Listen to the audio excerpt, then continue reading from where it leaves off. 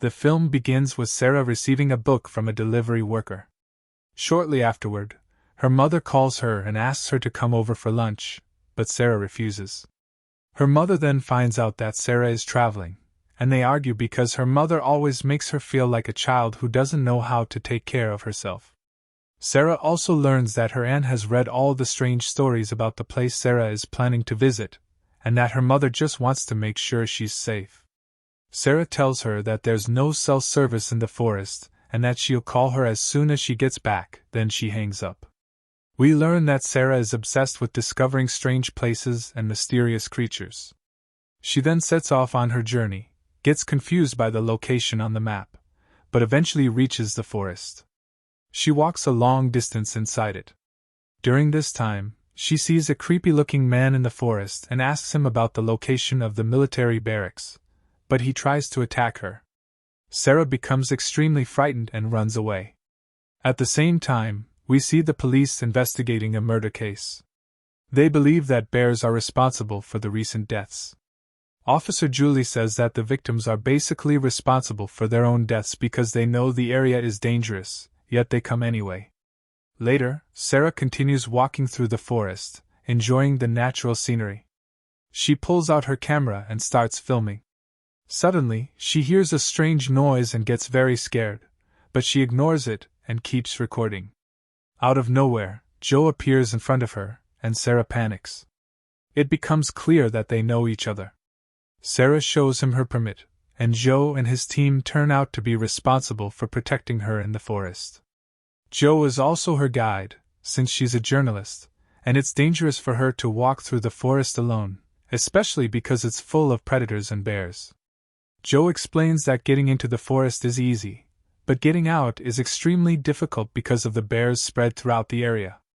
They start moving forward, and Joe warns her about the dangers of the forest, but Sarah doesn't really pay attention. Suddenly, they hear a strange sound. Joe pulls out his gun and tells Sarah to run to the military barracks to save herself. Sarah doesn't want to leave him and is worried about him, but he convinces her. She runs through the forest while Joe assumes he's dealing with a bear, shouting and yelling at it. Suddenly, something moves in front of him at an incredibly fast speed. At that moment, Sarah hears gunshots and becomes terrified. She reaches the barracks, turns on her flashlight, and checks the place. She enters a room and hides inside. Then the strange man from the forest appears in front of her, walking toward her while holding a piece of wood. Sarah is extremely scared. At that moment, Joe comes in, the strange man backs away, and the door is shut. Joe reassures Sarah and tells her that the man's name is Ed, that he's a good person, mute, and unable to speak, and that everyone in the forest knows him. Sarah notices that Joe is injured and wants him to go to the hospital. Joe asks Ed to go with them. Sarah is still very frightened and asks Joe if Ed lives in the building, but Joe tells her that Ed lives in a bus in the forest.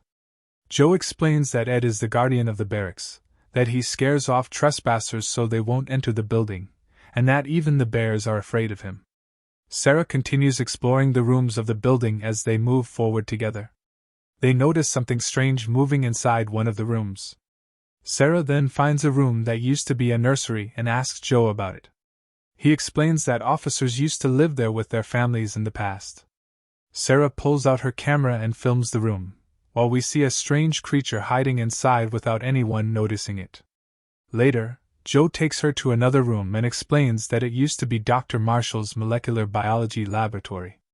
He also tells her that the weapons tunnel was located on the lower floors. He says that if she puts her head close to the door, she'll hear the screams of the missing people who were imprisoned there long ago. Sarah thinks he's joking, but she goes closer to check for herself and becomes terrified when she actually hears the screaming. At that moment, Ed calls out to them. They go to him, and Ed turns on the power. A television comes on, and a news anchor starts talking about a mysterious incident. We learn that strange objects descended in unknown aircraft during a massive energy explosion caused by the Hiroshima and Nagasaki atomic bombs, making it one of the strangest events ever recorded. On October 15, 1946, a large alien spacecraft crashed into a rocky mountain range. The military learned about the incident, which was catastrophic and affected an area of about 25 miles around the crash site. After that, civilians were banned from the area and warned to stay out of the forest for 4 decades. However, one day in October, before the military arrived at the crash site, a civilian witnessed the incident and photographed it. The image spread through the media, but the government denied the story to prevent panic. The photos showed the spacecraft and 2 humanoid figures lying on the ground with extremely strange-looking bodies. The government claimed it was just a routine military aircraft crash during a training exercise caused by rotational energy. The public mourned the pilots who supposedly died and was deeply affected by the news. But later, we discover that the photo actually shows a third figure standing far away from the others.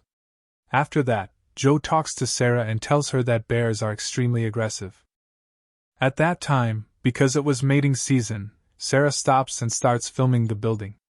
Suddenly, Joe hears a strange noise, pulls out his gun, and tells Sarah to go with Ed. Joe keeps shouting and mocking the creature, thinking it's a bear, and fires a shot into the air.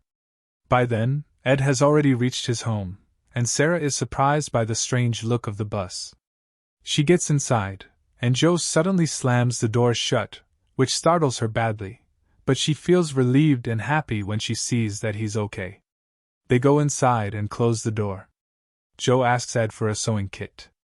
At the same time, Ed starts preparing his weapon to attack the bear, but Joe is worried about him and doesn't want him to face it alone. Still, Ed hands Joe the sewing kit so he can treat his wound. Joe steps outside the bus and begins stitching the injury. Meanwhile, Sarah looks around Ed's home and is confused by how unusual it is. She notices Ed's strange drawings and picks up a book, finding pictures of Dr. Marshall and other scientists. Joe explains that Dr. Marshall is Ed's father. He tells her that Ed was born and raised in the forest, knows nothing about the outside world, but has strong bonds with nature and knows how to survive in the wild. He also explains that everyone disappeared during the explosion, that Ed's parents died, and the military barracks were destroyed. Ed had been hiding in the forest, lived like a caveman, and grew up completely isolated from the world. Sarah asks if Ed has any uncles or grandparents. Joe tells her he only ever had one person in his life, and that person was his entire world. By then, Joe has finished stitching the wound. Sarah keeps looking through the photos in the bus and finds a videotape. She asks Joe to play it, and he agrees. At that moment, they hear Ed screaming. Joe rushes outside and tells Sarah to stay inside the bus. He pulls out his weapon and starts calling out for Ed. Sarah plays the tape and sees Ed's father, Dr. Marshall, and his mother. 2 children walk into the room, and there's something strange on the neck of one of them. Suddenly, the video cuts out, and the bus shakes violently. Sarah becomes extremely frightened and calls out for Joe. She sees a gun next to her, grabs it, and shuts off the power. The shaking gets worse, she hits her head, feels dizzy, and the gun slips from her hand. Suddenly, a strange creature drops down from the ceiling behind her. The next day, Sarah is unconscious. Joe wakes up, drinks some water, and tells her he was there 10 minutes earlier, and she was gone. Suddenly, Sarah feels pain and notices a strange bruise near the wound. Joe uses the radio to call for backup, but no one responds. He's clearly exhausted. Sarah asks about Ed, and Joe says there's no sign of him. He tells her he was unconscious too and shows her a wound on his leg. He tells her they need to move. Even though Sarah is in a lot of pain, she grabs her camera and they head into the forest. Later, we see Ed inside the building, entering a room, leaving food there, and walking out. Sarah becomes too tired to keep walking, so they stop to rest in the forest. Joe tells her he's going to look for someone who can help them. Sarah is afraid to stay alone in the forest, but Joe reassures her and promises he'll be back soon. Sarah takes Joe's radio and tries to call for help, but no one answers. Then we see a police car. The officers hear Sarah talking on the radio and asking for help. They decide to head toward the military barracks, but the commander tells them the barracks are outside their jurisdiction and orders them to stay on their assigned route. Officer Will is worried about Sarah and decides to ignore the order and go after her. Meanwhile, Sarah is walking behind Joe, begging him not to leave her alone, and he lets her follow him. They enter a tunnel, terrified, and hear strange noises. They reach a window, open it, and climb through. Sarah hears Joe scream and nearly collapses from fear, but he appears moments later and reassures her that he's fine. They continue until they reach the end of the passage and come out into a very strange place. Joe explains that the end of the tunnel leads to where his vehicle is parked. At the same time, the police arrive at the barracks. Will believes it's a kidnapping and wants to get out of the car to search for Sarah. Sam is nervous and urges him to call for backup, but he ignores her, convinced that if he waits, the girl will be dead. He gets out, draws his gun, and starts searching for her. Sam is too scared to get out, so she decides to call for backup. At that moment, Will hears something moving and orders it to show itself, threatening to shoot. He sees the creature moving at incredible speed, starts screaming and crying, and fires shots into the air. Suddenly, the creature attacks him. Sam hears the gunshots, grabs her weapon, and gets out of the car calling his name. Suddenly, someone strikes her with a wooden stick, and she loses consciousness. At the same time, Sarah's pain grows worse, but she forces herself to keep moving. Suddenly, they hear a noise and see Ed dragging Sam's body into a room and locking her inside. Moments later, the creature appears behind them. Sarah sees it, and Joe tells her it's the same creature that attacked her before. They run from it and manage to get into a room. Joe tries to shut the door, but the monster grabs it and fights to keep it open. Joe finally manages to close it. Sarah breaks down in tears, and Joe tries to comfort her. Later, we see Sam regain consciousness inside a room. She's tied up, terrified, and tries to free herself but can't. She notices a power switch and manages to turn it on. Suddenly, the TV comes on, and she sees a news anchor speaking.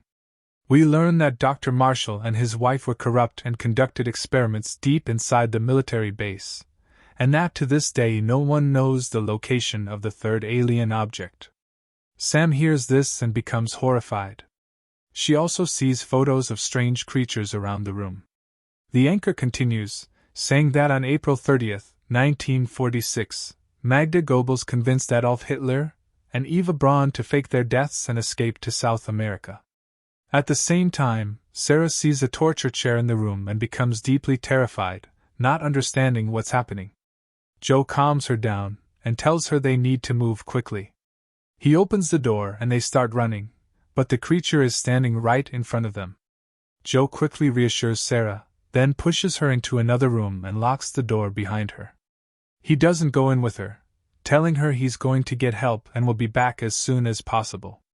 Sarah is extremely worried about him. Joe leaves, and Sarah hears gunshots. She's terrified for his life. Then she hears a sound inside the room and sees a girl holding a glass bottle. Sarah starts filming her. The girl slowly approaches, and her appearance is extremely disturbing. Suddenly, Sarah feels intense pain and sees the bruise on her stomach growing larger. She asks the girl what happened to her, but the girl raises the bottle and cuts open her own stomach. Sarah is horrified by the sight. The girl starts bleeding heavily, and a strange object falls out of her abdomen. At the same time, Ed enters the room where Sam is being held, followed by his mother, who turns out to be alive and had faked her death. Ed restrains Sam while his mother injects her with a syringe. We learn the injection is meant to enhance fertility. Ed opens the door and the monster enters, attacking Sam, while the girl cradles the creature, shaking in terror. Meanwhile, Sarah hears a sound and thinks it's Joe, calling out his name. Suddenly, the girl stands up and points Sarah toward a key. Sarah takes it, thanks her, and escapes. Outside, she comes face to face with the doctor, who already knows her name. Sarah realizes she's Ed's mother. Sarah tells her what happened and says they were attacked by bears. Suddenly, the creature appears behind the doctor. Sarah runs, screaming Joe's name. In that moment, Ed strikes Sarah on the head with a wooden stick, knocking her unconscious. Sarah wakes up in an operating room and sees the doctor. She also notices preserved children or embryos in the room, making the place look terrifying and unnatural. The doctor examines her with an ultrasound machine and reveals the fetus. Sarah is horrified to learn that the baby is the monster's child, and that she became pregnant while she was unconscious in the forest. Sarah screams in pain as the doctor explains that they spent 3 decades trying to create a female hybrid of alien and human, and that this is the first time they've succeeded. The doctor prepares to remove the baby, but Sarah punches her hard in the face, knocking her out. Sarah escapes the room, calling out for Joe. The monster is right above her, but she doesn't see it. Joe calls to her, and she runs toward him and into a room.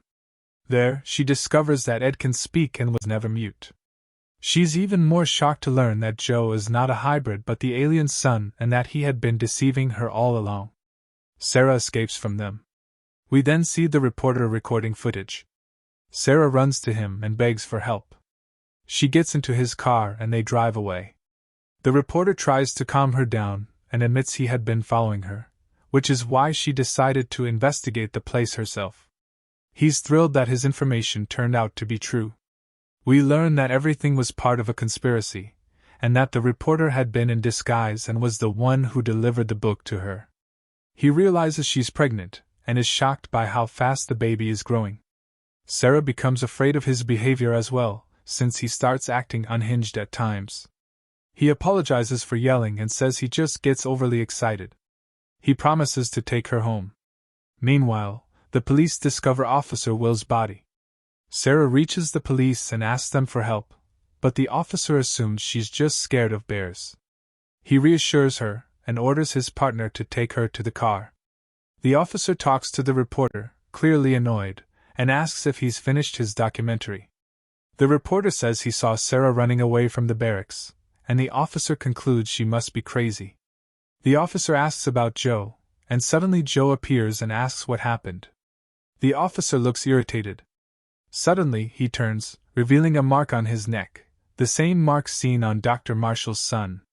We then realize the officer is part of it too, and that Ed, Joe, and the officer are brothers, all sons of the alien. Joe, however, is the only one who shares the same mother. His real father is the monster. In the final scene, we see a new girl entering the forest to explore the barracks. Joe approaches her and tells her he'll be her guide. And with that, the film comes to an end. Thanks for watching. Don't forget to like the video and subscribe to the channel.